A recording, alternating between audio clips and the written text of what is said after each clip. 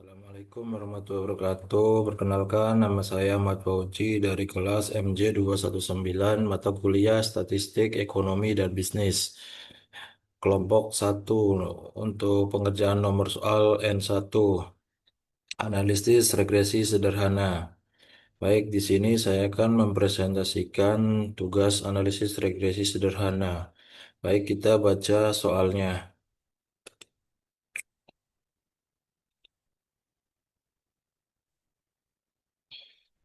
Hmm.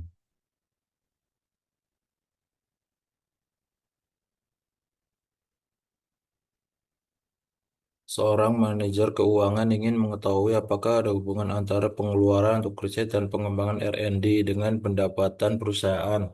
Data diambil dari 30 perusahaan yang melaporkan pengeluaran untuk R&D dalam ribuan dolar dan pendapatan perusahaan dalam jutaan dolar selama 1 tahun. Data pengeluaran R&D dalam ribuan dolar berikut datanya. Untuk pertanyaannya yaitu apakah terdapat hubungan yang signifikan antara pengeluaran untuk R&D dan pendapatan perusahaan.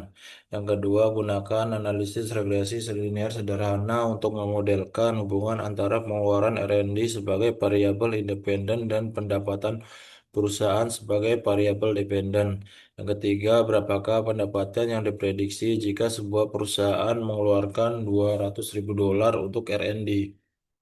Keempat, interpretasikan koefisiensi regresi yang diperoleh. Apa arti dari tersebut dalam konteks pengelolaan anggaran R&D? Lakukan diagnostik pengujian asumsi klasiknya meliputi uji multikorelasi, uji normalitas, uji homokedasitas. Baik, lalu kita jawab pertanyaan nomor satu dulu. Kita masuk ke lembar jawaban. Di sini sudah ada tabel variabel enter dan model summary. Di sini kita dapatkan melalui SPS ya. Kita buka SPS-nya sebagai berikut.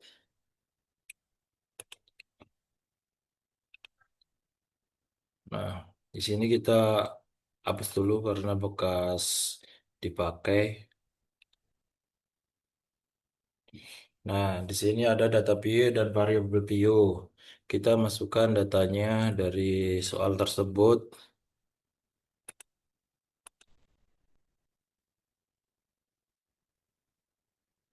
Ini kita copy semua.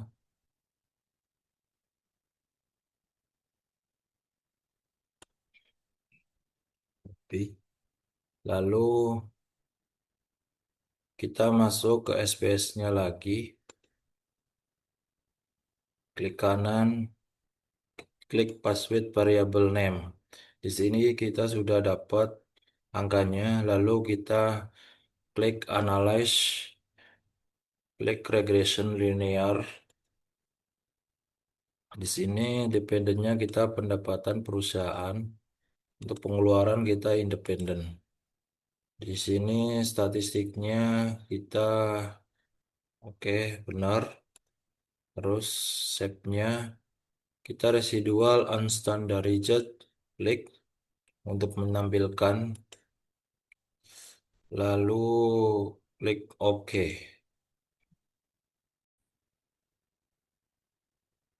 Di sini kita sudah mendapatkan tabel variasi and variabel entered atau removed dan model summary.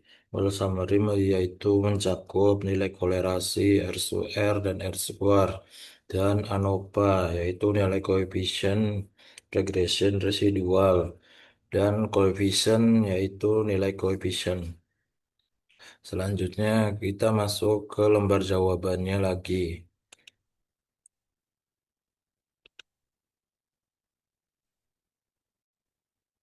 Di sini kita sudah menampilkan variabel enter dan model summary. Berikut penjelasannya. Kekuatan hubungan nilai korelasi sebesar R sama dengan 0,977. R di sini yaitu kekuatan hubungan nilai X dan Y. menunjukkan adanya hubungan linear positif yang sangat kuat dan positif antara pengeluaran R&D dengan pendapatan perusahaan. Selanjutnya nilai R square. Nilai R square yaitu nilai koefisien determinasi.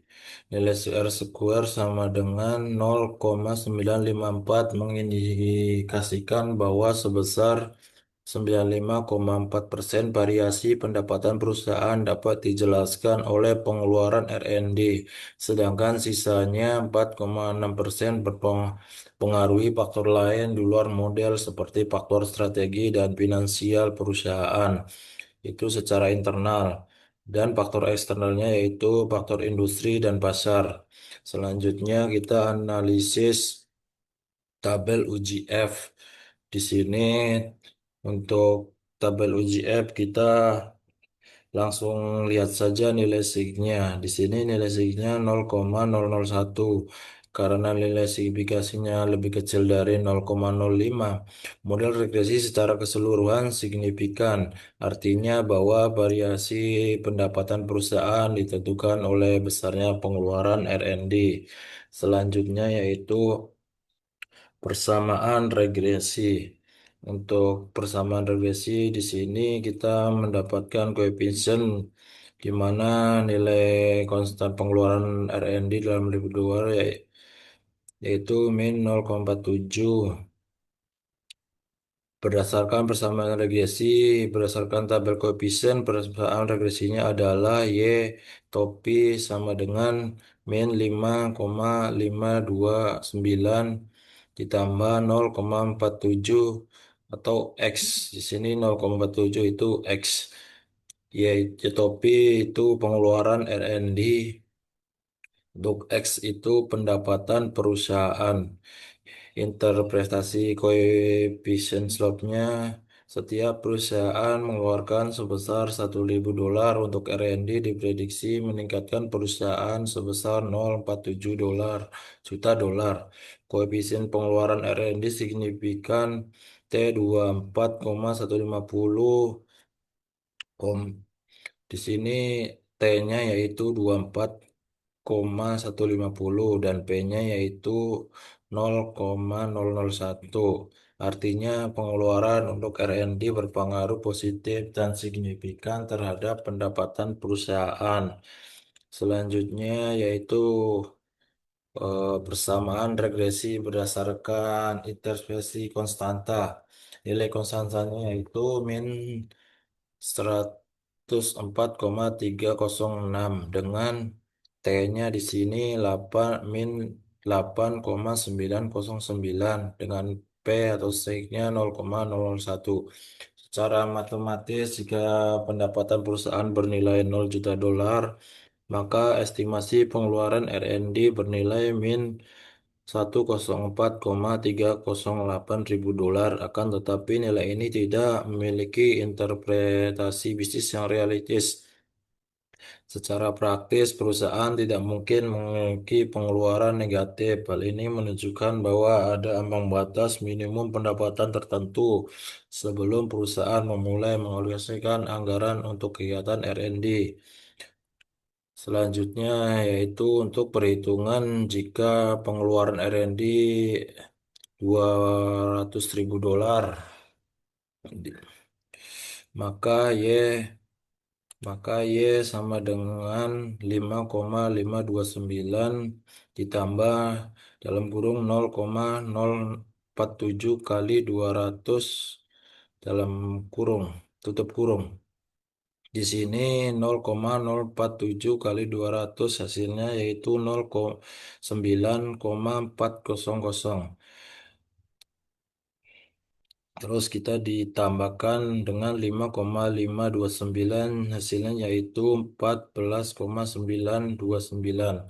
Kesimpulannya yaitu jika pengeluaran R&D sebesar $200.000 maka diprediksi pendapatan perusahaan adalah 14,929 juta dolar. Baik, selanjutnya uji normalitas.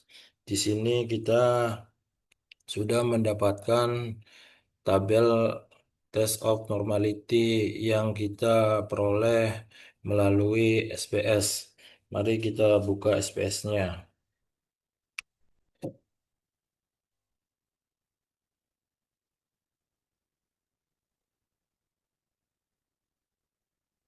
Kita sudah dapat res ini kita gunakan untuk menguji normalitas karena res ini untuk mengetahui apakah residual dari modelnya berdistribusi normal dan itu merupakan syarat untuk ordinary R square, yaitu residualnya berdistribusi normal dengan cara berikut.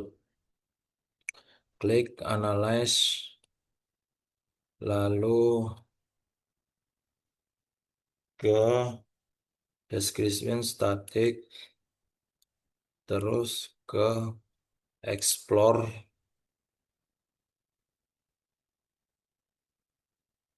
terus ke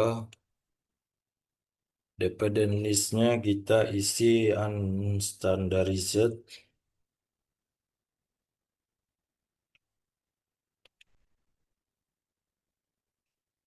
terus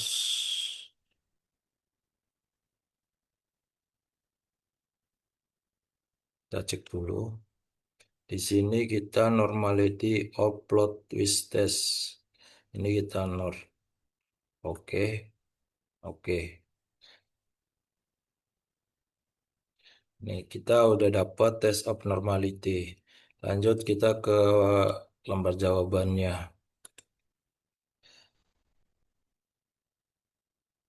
Maka kita udah dapat tabelnya test of normality ini beritu penjelasan. Dengan ini penjelasannya H0 sama dengan residual berdistribusi normal. AA sama dengan residual tidak berdistribusi normal. Hasil pengujiannya karena jumlah sampel hanya 30, maka kita gunakan Shapiro-Wilk karena lebih tepat dijadikan pasar utama. Nilai signifikasinya adalah 0,895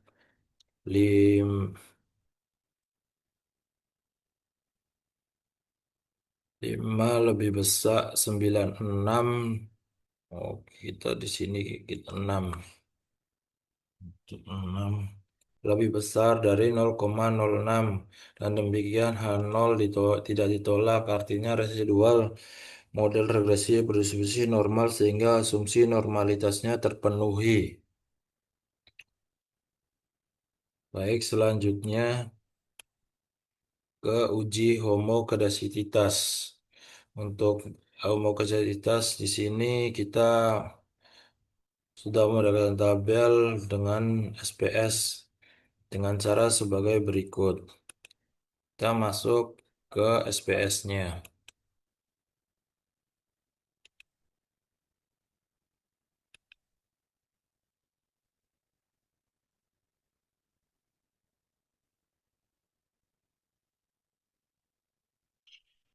Klik komputer, klik transform komputer variabel.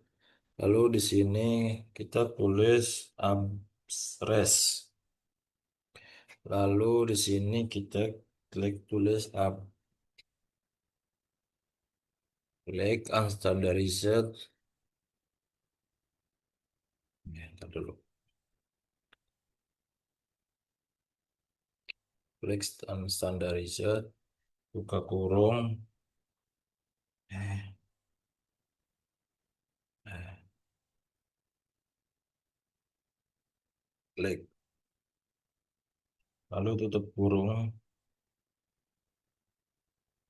Klik OK.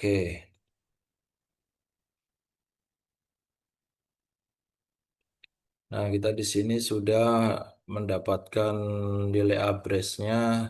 Lalu kita klik analyze ke regression ke linear. Ini dependentnya kita ganti, kita reset dulu. Kita abres,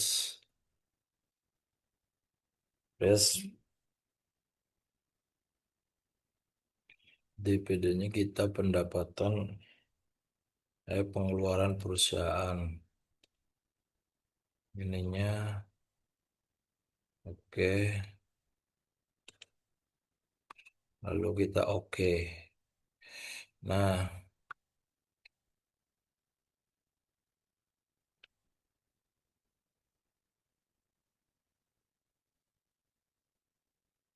nah, di sini kita sudah mendapatkan nilai koefisiennya. Lanjut kita ke lembar jawabannya.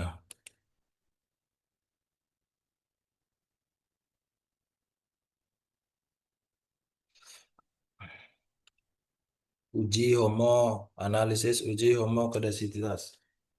Output tersebut merupakan uji Gleiser karena variabel dependennya adalah average atau absolute residual. Uji ini sebenarnya digunakan untuk mendeteksi heteroskedasitas. Hipotesis H0 tidak terjadi, H0 ya- yaitu tidak H0 sama dengan tidak terjadi heteroskedasitas atau residual bersifat homokedasitas. HA sama dengan terjadi heterokedasitas. Hasil pengujiannya, nilai signifikasi variabel pengeluaran R&D adalah 0,615 lebih besar dari 0,05. Dengan demikian, pengeluaran R&D tidak berpengaruh signifikasi terhadap nilai absolut residual. Artinya tidak terdapat indikasi heterokedasitas sehingga asumsi homokedasitas terpenuhi. Baik, cara yang kedua yaitu menggunakan scatter plot dengan cara sebagai berikut. Mari kita buka SPS-nya lagi. Di sini kita udah masuk ke SPS, kita ke analis, lalu regression linear. Di sini kita riset dulu. Sini dependennya kita pendapatan perusahaan. Saya blok ininya kita isi pengeluaran perusahaan. Lalu kita ke save, salah. Kita ke plot.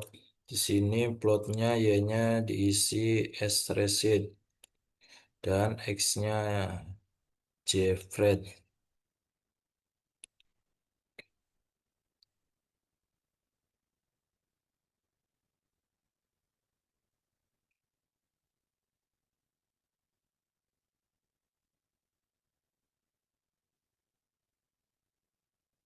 Nah, kita udah mendapatkan chart scatter plot.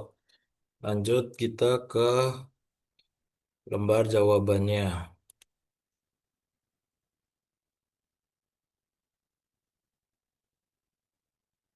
Grafik ini sudah tepat karena menggunakan dependent variable atau pendapatan perusahaan. Sumbu X menandakan regression standardized predictive value. Sumbu Y yaitu regression standardized residual. Titik residual menyebar di atas dan di bawah garis nol serta tidak membentuk pola tertentu seperti pola kipas, mengerucut, atau bergelombang. Penyebaran residual juga relatif acak ini relatif acak sehingga seluruh nilai prediksi dengan demikian tidak dapat terdapat indikasi heterokedasitas dan model regresi memenuhi asumsi homokedasitas. Kesimpulan ini konsisten dengan uji Gleiser yang menunjukkan nilai signifikasi sebesar 0,615 lebih besar dari 0,05. Berdasarkan scatter plot antara regression standardized predicted value dan regression standardized residual, titik-titik residual terlihat menyebar secara acak di atas dan di bawah angka 0 secara tidak membentuk pola sistematis tertentu. Oleh karena itu, model regresi tidak menunjukkan gejala heteroskedasitas, sehingga asumsi homokedasitas terpenuhi. Hasil tersebut diperkuat oleh uji Gleiser menghasilkan nilai signifikasi sebesar 0,615 15 lebih besar dari 0,05. Demikian penjelasan materi presentasi dari saya. Kurang lebihnya mohon maaf. Assalamualaikum warahmatullahi wabarakatuh.